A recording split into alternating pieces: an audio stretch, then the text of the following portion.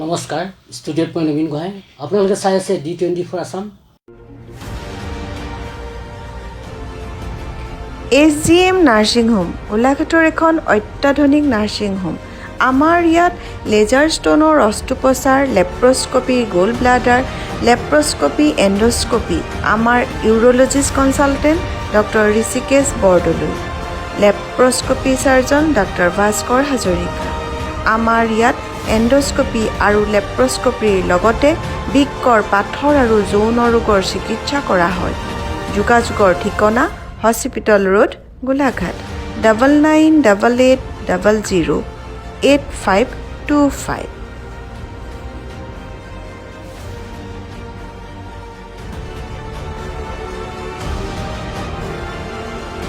আমি মনৰ কথা অনুষ্ঠান আৰম্ভ কৰিব লৈছোঁ। আমাৰ অনুষ্ঠানত আজি উপস্থিত আছে ৰাজ্যিক পৰ্যায়ৰ এগৰাকী মাছৰুম কৃষক অভিজিত দুৱৰা। মই অভিজিত দুৱৰাক স্বাগতম জনাইছোঁ। আৰু অভিজিত দুৱৰা হৈছে গোলাঘাট জিলাৰ লিকচন বহুপথাৰ গাঁৱৰ এগৰাকী যুৱক। তেওঁ কৰ্ম উদ্যোগী যুৱক। তেওঁ মাছৰুমৰ খেতিৰ জৰিয়তে তেওঁ স্বাৱলম্বিতা এক নিদৰ্শন দাঙি দিবলৈ সক্ষম হৈছে। আৰু এই আমি যুৱকগৰাকীক আজি মনৰ কথা অনুষ্ঠানলৈ আনিছোঁ। আমি মাছৰুম খেতি কেনেদৰে কৰে বা মাছৰুম খেতিৰ লাভম্বাতিবৰ বাবে আমি কেনেধৰণে কৰিব পৰা যায়, আমি গোটেই কথাখিনি পাতিম। মই পোনে পোনে অভিজিত দুৱৰাৰ কাষলৈ গৈছোঁ যে তুমি কেতিয়াৰ পৰা মাছৰুম খেতি আৰম্ভ কৰিছা? প্ৰথমতে নমস্তে। আপোনালোকে আমাৰ D24 আছামলৈ নিমন্ত্ৰণ কৰাৰ বাবে। আমি প্ৰথমতে মোৰ দেউতাই খেতি কৰিছিলে। 19 চনৰ পৰা আমি কমাৰ্চিয়েলি কৰিছোঁ। তাৰ আগমুহূৰ্তত মোৰ দেউতাই ঘৰুৱাভাৱে কৰি আছিলে খাবৰ কাৰণে, বহুত বেছিকৈ নহয়, কম পৰিমাণে কৰিছিলে। তো আমি কমাৰ্চিয়েলি 19 চনৰ পৰা কৰিছোঁ। 19 চনৰ পৰা কৰিছোঁ। এই যে মাছৰুম খেতি যে আপোনালোকে কৰিছে, কাৰ পৰা অনুপ্ৰেৰণা পাইছিল? মইতো ক'ব গ'লে দেউতা, কাৰণ দেউতাই আগত কৰিছিলে তো খাবৰ কাৰণে। তো সেইখিনিকে দেখিলোঁ আৰু বজাৰসমূহত ওলাই থাকে মাছৰুমৰ, তেনেকৈ কৰিব মন গ'ল। আৰু ওচৰ চুবুৰীয়া কৰি আছে তেওঁলোকে, তো তেওঁলোকৰ পৰা চায়েই মোৰ কৰিব মন গ'ল। তো কমাৰ্চিয়েলি আমি কৰিবলৈ ল'লোঁ তেতিয়াৰ পৰা। এই মাছৰুম খেতি আপোনালোকে কেনেধৰণে কৰে? মাছৰুম খেতিটো আমি বইল পদ্ধতিও কৰোঁ আৰু ধৰক চূণ ব্লিচিঙত ডিপিং কৰিও কৰোঁ। প্ৰথম অৱস্থাত আমি খেৰখিনিটো কাটিব লাগিব। কাটিং কৰাৰ পিছত আমি ডিপিং কৰোঁ। আৰু সৰহকৈ কৰিবলৈ হ'লে কি হয়, আমি বইল কৰিলে বহুত সময় লাগি যায়। তো সেইটো কাৰণে আমি ডিপিং কৰি পেলাই যিটো হয় চূণ আৰু ব্লিচিঙত হয়। এই মাছৰুমৰ যি যে বজাৰখন ল'বলৈ যাওঁতে প্ৰথমতে এইটো সমস্যাৰ সৃষ্টি হৈছিল। সমস্যা হৈছিল। আমি বজাৰত নিওঁ, তো বজাৰত বিক্ৰী নহয়, তো মানুহে খাবলৈ ভয় কৰে। এতিয়া কি হৈছে, মানুহে চিনি পোৱা হৈছে। এতিয়া এতিয়া সেই অনুপাতে বিক্ৰী হয়। আজিকালি খুব বেছি বিক্ৰী হয়। আজিকালি চবেই ধৰক গুগলতো চাৰ্চ কৰি তেওঁলোকে চায় যে মাছৰুম কি হয়। তো তেওঁলোকে বহুত হাই প্ৰটিন থকা এটা প্ৰডাক্ট হয়, সেইটো খায় আজিকালি। যিহেতু মাছৰুমৰ খেতিৰ জৰিয়তে আপুনি এটা প্ৰডাকশ্যনো আৰম্ভ কৰিছে আৰু ইয়াত যিহেতু পিকেটিঙো কৰে বুলি গম পাইছোঁ, তাত আপুনি কিমানজন আপুনি শ্ৰমিক নিয়োগ কৰিছে? আমাৰ যেতিয়া আমি পেকিঙৰ কাম আৰম্ভ কৰোঁ, ধৰক আমি চিলিণ্ডাৰবিলাক যিবিলাক মাছৰুমৰ টোপোলা, সেইটো সময়ত আমাৰ মানুহ 10-15জনলৈকে আমাৰ হয়। আৰু কি হয়, আমাৰ যিবিলাক ড্ৰাই প্ৰডাক্ট আৰু আমি পিকল বনাওঁ, সেই পিকলবিলাক বনাওঁতে আমাৰ 4-5জন মানুহে আমি লৈছোঁ সেইটো পাৰ্টত। আৰু বাকী যিটো মাছৰুমৰ যিটো প্ৰডাকশ্যন হাউচ যিখিনি কাম হয় তাত আমাৰ 10-15জনলৈকে মানুহ থাকে। যিহেতু আপোনালোকে ইয়াত মাছৰুমৰ খেতি আৰম্ভ কৰিছে আৰু পিকেটিং কৰে, এইখিনি বাহিৰত ক'লৈ পঠিয়ায়? চাওক, আমি ফুলবিলাক পঠাওঁ অৰুণাচল, আৰু আমাৰ অসমতো বিভিন্ন জেগাত আজিকালি বিক্ৰী হয়। আমাৰ বঙাইগাঁও ফালেও বিক্ৰী হয়, আৰু তিনিচুকীয়া, ডিব্ৰুগড় পৰা ধৰি আপোনাৰ আমাৰ অল অসম বিক্ৰী হৈ আছে। আৰু অসমৰ বাহিৰত হ'বলৈ গ'লে আমি অৰুণাচল, নাগালেণ্ড হয় বহুত বেছি পৰিমাণে বিক্ৰী হয় তাত।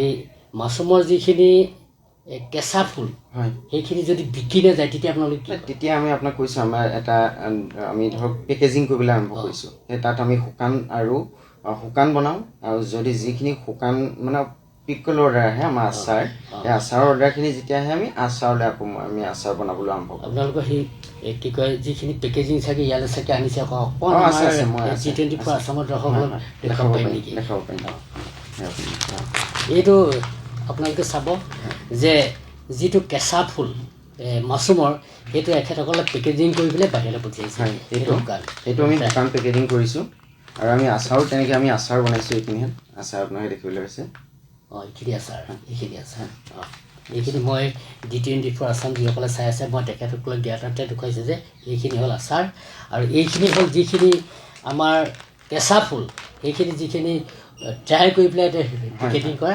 আমি মেচিন দ্বাৰাও কৰোঁ আৰু চান্দ্ৰেও কৰিব পাৰি মেচিন দ্বাৰাটো কৰিলে কি হয় তাৰ কোনো ফাংগাছৰ গোন্ধ মানে একেবাৰে নাই তাত গোন্ধ হয় হয় সেইটো খাবলৈও বেছি আৰু ইয়াৰ এনেই মূল্য কিমান আমি এইটো পেকেজ 150 টকা MRP লিখা আছে আমি হোলচেল মূল্যটো অকণমান কমি থাকে আৰু ইয়াত কিমান আছে ইয়াত 50 গ্ৰাম 50 গ্ৰামত 150 টকা 50 গ্ৰামত 150 টকা হ'লে 3000 টকা 3000 টকা আৰু এই আমি আচলতে এইখিনি কথা এতিয়া মাতিলোঁ বা আমাৰ G24 আছামৰ আমি যিসকলে চাই আছে আমি দেখুৱালোঁ কিন্তু এই তোমাৰ ফালৰ পৰা আমাৰ নৱপ্ৰজন্ম যিসকল মানে শিক্ষিত যুৱক তেওঁলোকে হতাশাত ভুগি আছে যে এটা চাকৰিৰ কাৰণে তেখেতসকলৰ কাৰণে কিবা আহ্বান থাকিব নেকি তেওঁলোকে মাছৰুম খেতিটো কৰিব পাৰে আৰু মাছৰুম খেতিটো এইটো এটা আমাৰ যুৱ প্ৰজন্মৰ কাৰণে খুব ভাল এইটো কৰিব পাৰে তেওঁলোকক আমি সহায় কৰিম আমাক যোগাযোগ কৰিলেই হ'ল আমাৰ আছাম এগ্ৰ' ফাউণ্ডেশ্যন যিটো আছে এগ্ৰ' ফাউণ্ডেশ্যনত যোগাযোগ কৰিলে আমি ফুল তেওঁলোকক ট্ৰেইনিং বা যেনেকৈ সহায় কৰিব লাগে তেনেকৈ কৰিম আৰু আপোনালোকৰ তেনেকৈ কিবা এই NGOৰ লগত এনেকৈ হেৰি হৈ ট্ৰেইনিঙৰ কিবা প্ৰশিক্ষণৰ কিবা ব্যৱস্থা আমাক মাতে নিমন্ত্ৰণ কৰে ধৰক আমি এতিয়া ধৰক ফাৰ্মিঙতো চাব লগা হয় আৰু ধৰক মাৰ্কেটো চাব লগা হয় আমাৰ তেনেকৈ সময় নহয় যে গৈ পেলাই আমি ক'ৰবাত ট্ৰেইনিং দিবলৈ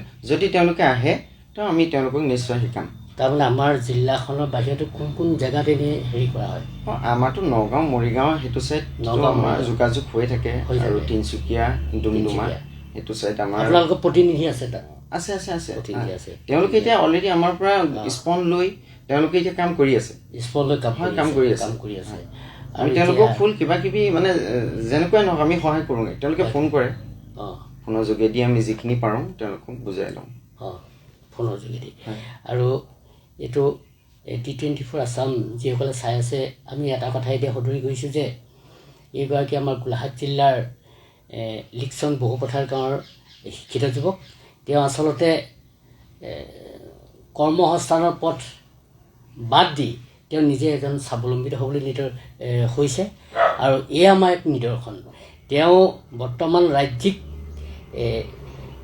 ৰাজ্যিক মাছৰুম কৃষক এগৰাকী আৰু তেওঁৰ দ্বাৰা হয়তো আমাৰ আজি এই G24 আছাম যিসকলে চাই আছে হয়তো উপকৃত হ'ব বুলি আমি ভাবিছোঁ শেষত মই আৰু দুই এটা প্ৰশ্ন কৰি মই সামৰণি মাৰিম যিহেতু আমাৰ সময় হৈছে আৰু এই ক্ষেত্ৰত যদি কোনোবাই আগবাঢ়ি আহে বা আপোনালোকে কেনেকৈ ল'ব তেওঁলোকক আমি শিকাই বুজাই ল'ব লাগিব একেবাৰে নতুন ধৰক আমাৰ নিচিনা যদি কোনোবা এজন ল'ৰা আহে তেওঁলোকক আমি শিকোৱা দায়িত্বটো আমি শিকামেই কাৰণ আমি বহু যুৱকক এতিয়া শিকাই গৈছোঁ হয় লগৰ নিচিনাকৈ আমি শিকাই যাওঁ আৰু তেওঁলোকে কৰি গৈছে কামখিনি আৰু মোৰ এইখিনিতে আৰু এটা প্ৰশ্ন যে তুমি ইমান সুন্দৰকৈ এটা পৰিচালনা কৰি আছা আৰু নিজেও স্বাৱলম্বিতা হোৱাৰ লগে লগে আন 10জন লোকক মানে এটা কৰ্মসংস্থানত বাধ্য কৰিব এই ক্ষেত্ৰত চৰকাৰৰ পৰা কিবা সুবিধা পাইছে নেকি চৰকাৰৰ পৰা বৰ্তমানলৈকে আমি একো সুবিধা পোৱা নাই চৰকাৰৰ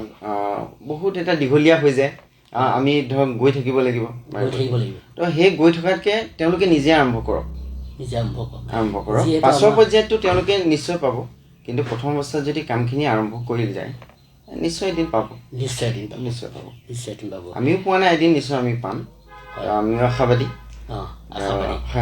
আমি এতিয়া বৰ্তমান আমি কাম কৰি গৈ আছোঁ আৰু G24 আছাম যিসকলে চাই আছে বা মই আজি এই মঞ্চ পাই মই কৃষি বিভাগক মই জনাইছোঁ যে এখেত এগৰাকী মাছৰুম কৃষক আৰু ৰাজ্যিক পৰ্যায়ৰ কৃষক এওঁ এতিয়ালৈকে অনুদান পোৱা নাই কিন্তু আমি দেখিছোঁ যে আমাৰ যি কৃষি বিভাগ হয়তো তেওঁলোকে খেদি ফুৰে, কিন্তু এনে ক্ষেত্ৰত এইটো এটা পৰিতাপৰ কথা। আৰু মই এই মঞ্চ পাই মই এখেতক যে সেই আঁচনিখন অন্তৰ্ভুক্ত কৰিবলৈ আশা কৰিলোঁ। আৰু অদূৰশেষত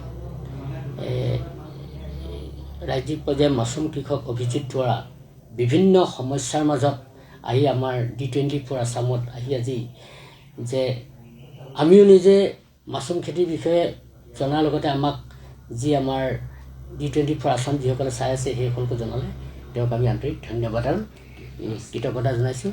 তেওঁ যে আগবাঢ়ি যাওক তাকে কামনা কৰিছোঁ। আৰু মই নবীন গোহাঁই আজি মনৰ কথা অনুষ্ঠানৰ পৰা বিদায় লৈছোঁ।